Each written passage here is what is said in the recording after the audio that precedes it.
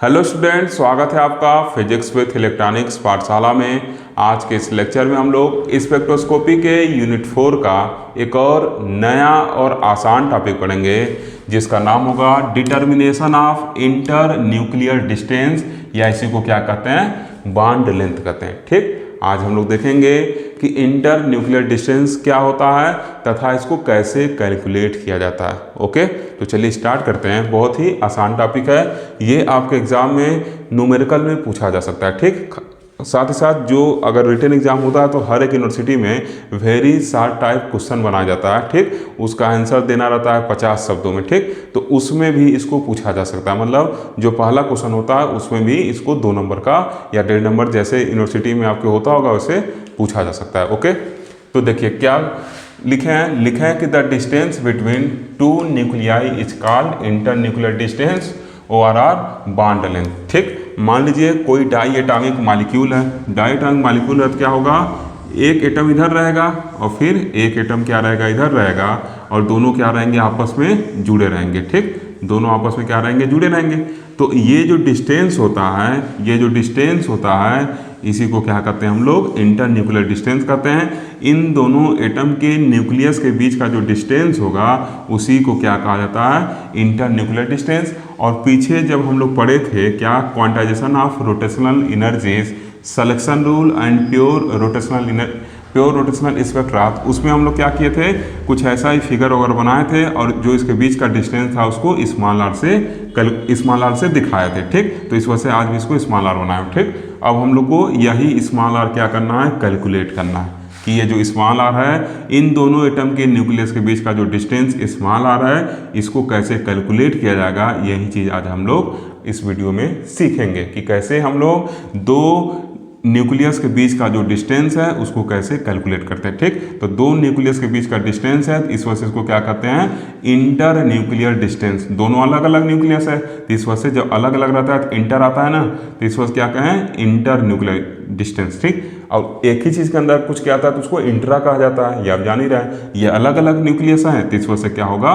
Inter nuclear, मतलब इन 2 अलग अलग न्यूक्लियर के बीच और क्या डिस्टेंस मतलब दूरी, इन दोनों न्यूक्लियस के बीच की दूरी को क्या करेंगे, मेजर करेंगे। क्लियर, इसी को क्या कहते हैं, ये किससे जुड़े रहते हैं, बॉन्ड से जुड़े रहते हैं। हम ये भी कह सकते हैं कि ये जो इंटर न्यूक्लियर डिस्टेंस आर है उसका दूसरा नाम क्या हो सकता है, बॉन्ड लेंथ हो सकता है। ठीक, उसको क्या कहेंगे, बॉन्ड लेंथ कहेंगे। क्लियर, तो चाहे इंटर न्यूक्लियर डिस्टेंस कहिए चाहे बॉन्ड लेंथ कहिए। ओके, अब फिर देखिए आगे क्या लिखे हैं कि the distance between the 2 atoms of a diatomic molecule is calculated by the measured value of rotational constant. ठीक, अब जो इन 2 एटम के बीच का जो डिस्टेंस है इसको हम लोग जो रोटेशनल कांस्टेंट था b, उसके हेल्प से क्या करेंगे, कैलकुलेट करेंगे। ठीक, ये रोटेशनल कांस्टेंट b और इसका वैल्यू क्या होता है ये हम लोग पिछले लेक्चर में अच्छे से पढ़ चुके हैं, समझ चुके हैं। ठीक, तो आपको इस b के वैल्यू के हेल्प से क्या करना है, इस r का वैल्यू कैलकुलेट करना है। इतना चीज़ क्लियर। अब देखिए some examples related to the determination of inter nuclear distance are given below. ठीक, इंटर न्यूक्लियर डिस्टेंस के डिटर्मिनेशन के लिए कुछ एग्जाम्पल हैं जो नीचे दिए गए हैं। ठीक, इससे related determination of inter nuclear distance से रिलेटेड कुछ एग्जाम्पल हैं जिसको नीचे हम लोग अब समझने चल रहे हैं। ठीक, सबसे पहले देखिए उठाए हैं, जो पहला एग्जाम्पल है क्या है, HCl का। ठीक, हाइड्रोजन क्लोराइड लिए हैं तो मान ले रहे हैं एक हम लोग का H है, ये क्या है हम लोग का Cl है। ठीक, HCl दोनों क्या करेंगे, बॉन्ड से जुड़े रहेंगे, इनका जो बॉन्ड लेंथ है मान ले रहे हैं R है। ठीक, अब इसी R को निकालना है। तो देखिए जब पिछला लेक्चर में बताया था तो वहाँ पे बताया था कि रोटेशनल स्पेक्ट्रा के केस में जो फ्रीक्वेंसी लाइन होती हैं, ऐसे कहिए जो स्पेक्ट्रम होता है वो क्या होता है, इक्वली स्पेस्ड होता है। जो स्पेक्ट्रम होता है वो क्या होता है, इक्वली स्पेस्ड होता है, या ऐसे आप कह सकते हैं जो स्पेक्ट्रल लाइन होता है वो क्या होता है, इक्वली स्पेस्ड होता है। और उसको हम लोग कुछ ऐसे देखे थे, अगर आप मेरा लेक्चर देखे होंगे तो ऐसे कुछ हम लोग बनाए थे। ठीक, और हर एक लाइन के बीच का जो डिस्टेंस है ऐसे क्या था, 2b 4b 6b। ठीक, और हर एक लाइन, हर 2 क्रमागत स्पेक्ट्रम लाइन के बीच जो डिस्टेंस था वो किसके बराबर था, 2b के बराबर था, क्योंकि पहला 2b है दूसरा 4b है, तो इसका बीच का डिफरेंस क्या होगा, 2b के बराबर।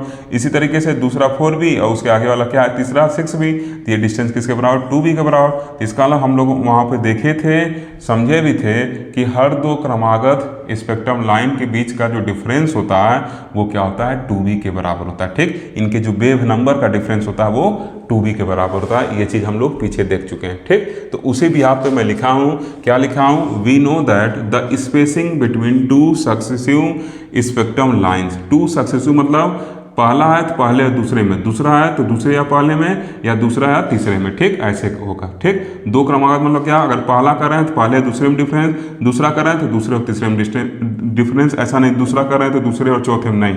दो क्रमागत मतलब क्या, लगातार, जैसे पहला तो पहला और दूसरे, दूसरा कर रहे हैं दूसरा और तीसरे, ऐसे। ठीक, तो दो लगातार जो स्पेक्ट्रम लाइन मिल रही है, दो क्रमागत स्पेक्ट्रम लाइन है, उनके बीच का जो वेव नंबर का डिफरेंस है वो 2b के बराबर होगा। इस फिगर से देखिए आपको क्लियर है, और पीछे हम लोग पिछले वीडियो में समझ भी चुके थे। तो डेल न्यू बार क्या हो जाएगा, 2b के बराबर। ठीक, न्यू बार क्या होता है, वेव नंबर होता है, 1/λ के बराबर होता है। ये चीज़ पीछे हम लोग समझे थे। तो यहाँ से देखिए बीच कल टू क्या हो जाएगा, न्यू बार अपॉन 2।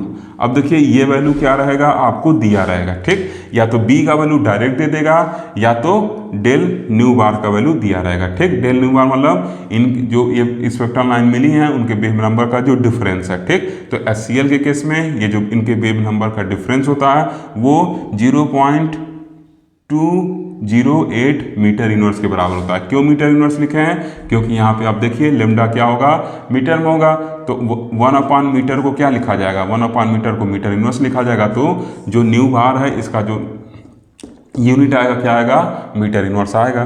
ठीक, तो ये वैल्यू आपको दिया रहेगा, या तो ये वैल्यू दिया रहेगा या तो b का वैल्यू डायरेक्ट दिया रहेगा एग्जाम में। ठीक, तो उससे आपको घबराने की जरूरत नहीं है, क्योंकि देखिए लिखे हैं ना कि measured value of rotational constant. ठीक, तो मेजर्ड वैल्यू मतलब क्या, वो ऑलरेडी आपको मेजर करके दिया जाएगा, एक्सपेरिमेंटली वो सब चीज़ें मेजर की जाती हैं, वो दिया रहेगा। अगर b नहीं दिया रहेगा तो ये चेंज इन वेव नंबर दिया रहेगा, तो इसके हेल्प से b को कैलकुलेट कर लेंगे। ठीक, तो इसके हेल्प से जब b को कैलकुलेट करेंगे तो b equal to del nu bar by 2 आ रहा है, डेल न्यू बार का वैल्यू दिया है, तो यहाँ से b का वैल्यू देखिए क्या होगा, निकल जाएगा।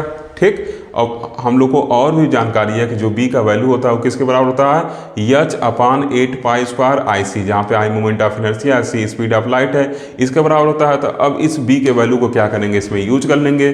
तो जब b का वैल्यू यूज करेंगे तो b की जगह ये पूरा वैल्यू आ गया। ठीक, अब अगर डायरेक्ट हमको b का वैल्यू दिया रहता तो हम लोग कहाँ से शुरू करते, डायरेक्ट हम लोग यहाँ से शुरू करते हैं। ठीक, b का वैल्यू दिया रहता तो डायरेक्ट हम लोग यहाँ शुरू करते, b के वैल्यू को पुट करते, और इधर से बाकी h के वैल्यू को, 8 तो है ही, पाई के वैल्यू को और c के वैल्यू को क्या करते, पुट करते। और i में देखिए क्या छुपा हुआ है, i इक्वल टू क्या है, μr²। ठीक, तो फिर हम लोग को i को क्या करना है, μr² में कन्वर्ट कर देना है, और यहाँ से क्या कर देंगे, r का वैल्यू निकाल लेंगे। ठीक, अभी आगे इस चीज़ को समझाएंगे।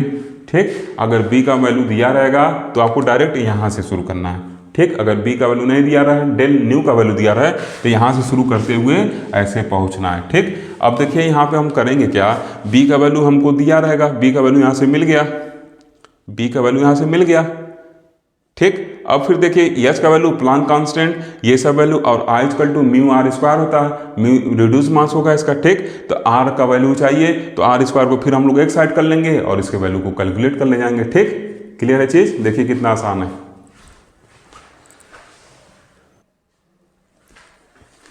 देखिए स्टूडेंट यहाँ तक हम लोग समझ चुके थे। ठीक, अब इसके आगे कुछ ऐसे लिखे हैं। ठीक, I का वैल्यू क्या किए हैं, μr² के टर्म में लिख दिया है, क्योंकि आपको पता है moment of inertia equal to क्या होता है, मास इनटू डिस्टेंस का स्क्वायर। तो μr², I equal to μr² होता है। जो हम लोग रोटेशनल स्पेक्ट्रा पढ़ रहे थे तो उसमें चीज़ देखे थे, तो यहाँ से बता भी दिए हैं कि since I equal to μr² होता है, इस वजह से यहाँ पर रखे हैं। ठीक, अब यहाँ से r² इक्वल टू h/, ये पूरा वैल्यू हो जाएगा। ठीक, और ये वैल्यू नीचे चल जाएगा और r² इधर आ जाएगा, तो उसको कुछ ऐसे लिख दिए हैं। अब देखिए ये सब जितने भी डेटा मैं लिख रहा हूँ ये सब आपको क्वेश्चन में दिए रहेंगे। ठीक, अभी मैं क्वेश्चन आपको दे दूंगा असाइनमेंट के लिए, आपको पता चल जाएगा कि क्वेश्चन में कैसा डेटा देगा और क्या पूछेगा। ओके, अब देखिए यहाँ से क्या लिखे हैं, यहाँ से लिखे हैं कि atomic mass of hydrogen equal to 1 AMU, मतलब एटॉमिक मास यूनिट होता है। केमिस्ट्री में आप पढ़े होंगे A.M.U.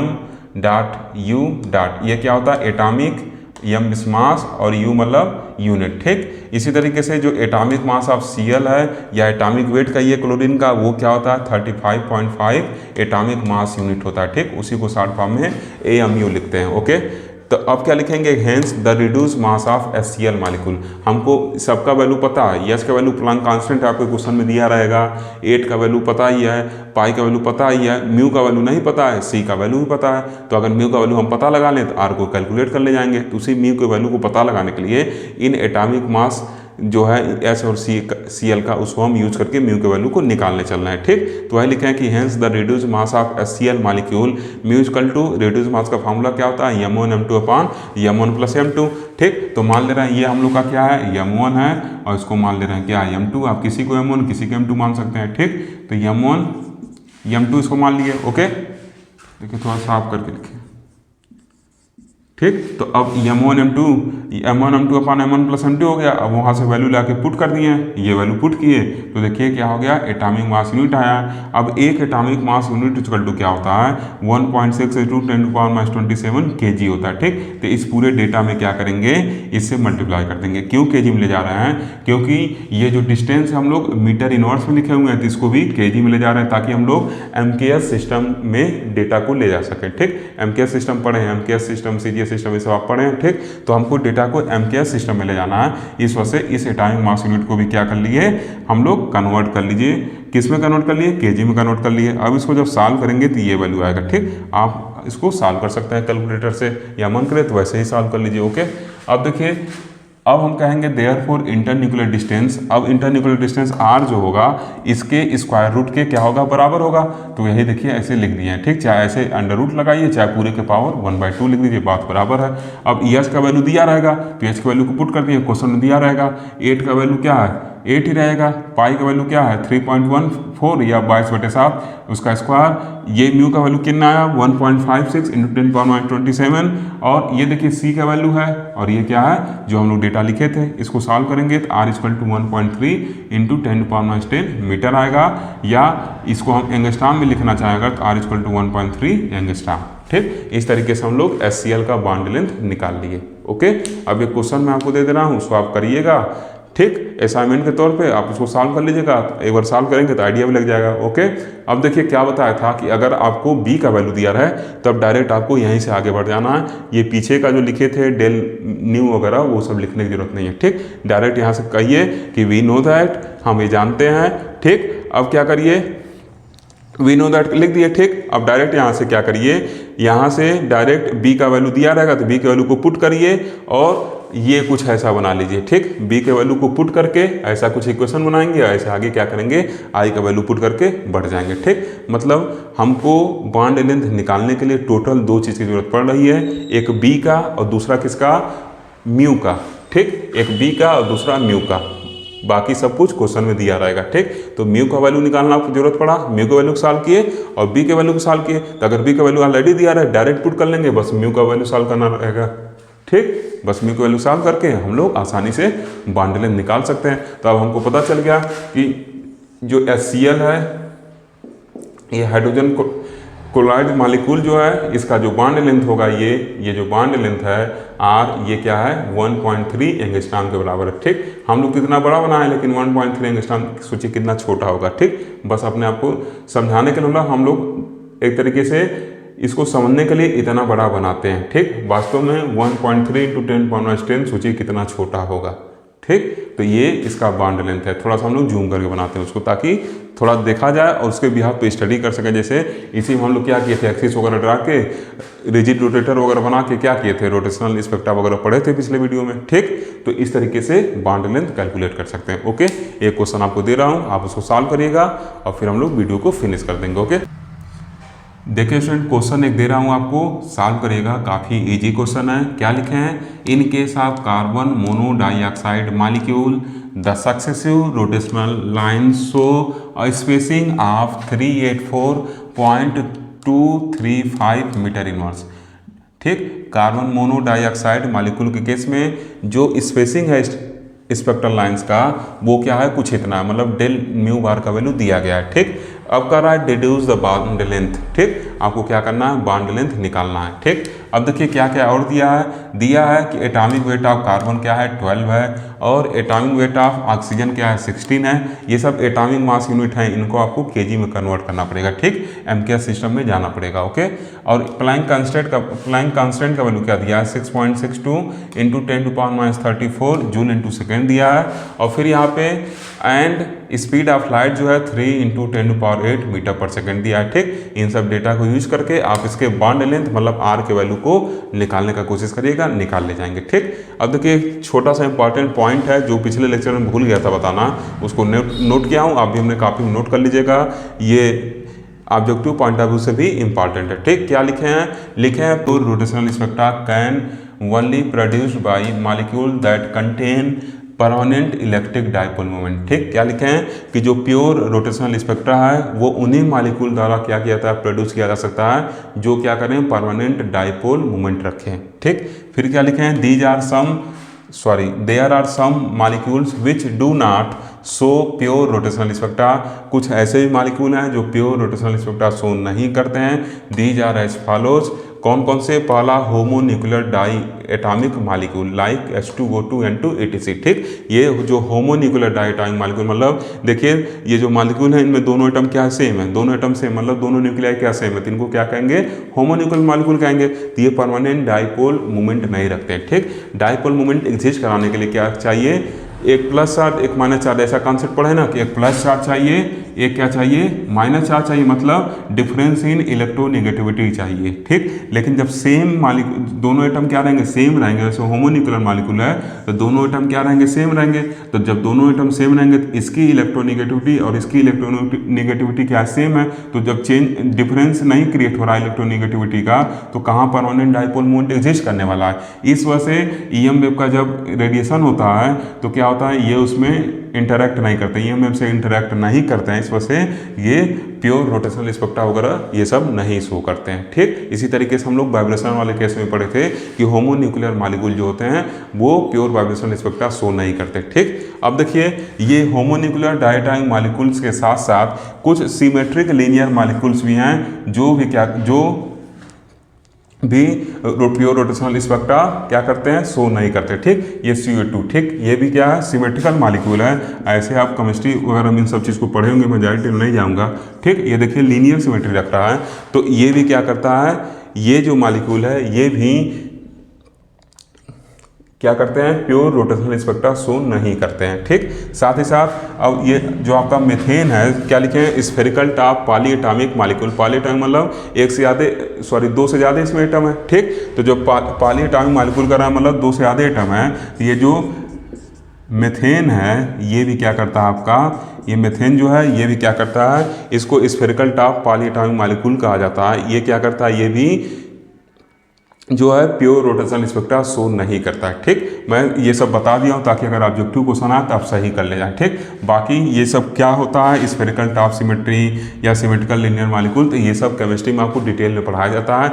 डाइपोल मूवमेंट वगैरह भी केमिस्ट्री में डिटेल में पढ़ाया जाता है, कैलकुलेट करना भी पढ़ाया जाता है। ठीक, जो लोग केमिस्ट्री के होंगे मतलब जिनका BSc में केमिस्ट्री होगा वो BSc फर्स्ट सेमेस्टर में ही डाइपोल मूवमेंट वगैरह कैलकुलेट करना पढ़ लिए होंगे। ठीक, तो ये आपके लिए डाउट वाली कोई बात यहाँ पे नहीं है। ओके, तो इस तरीके से आज के लेक्चर में हम लोग क्या क्या देखे, इंटरन्यूक्लियर डिस्टेंस निकालना, और साथ ही साथ ये देख लिए कि रोटेशनल स्पेक्ट्रा किस केस में क्या करेगा, एग्जिस्ट करेगा। ठीक, और देखिए एक चीज़ और बता दें आपको, जो हेट्रोन्यूक्लियर मॉलिक्यूल जैसे HCl HF ये सब क्या है, या कार्बन मोनोऑक्साइड ये सब क्या है, आपके प्योर रोटेशनल स्पेक्ट्रा देते हैं क्योंकि इनके अंदर परमानेंट डाइपोल मोमेंट एग्जिस्ट करता है। साथ ही साथ एक चीज़ और, जो रोटेशनल स्पेक्ट्रा होता है वो क्या होता है, बस एब्जॉर्प्शन के दौरान मिलता है। ये प्रैक्टिकली देखा गया है, ये देखा गया है कि जो प्योर रोटेशनल स्पेक्ट्रा होता है बस एब्जॉर्प्शन के दौरान मिलता है। ठीक, तो आज के लेक्चर में बस इतना ही। अगर आपको वीडियो अच्छा लगा हो तो ज़रूर लाइक करिए।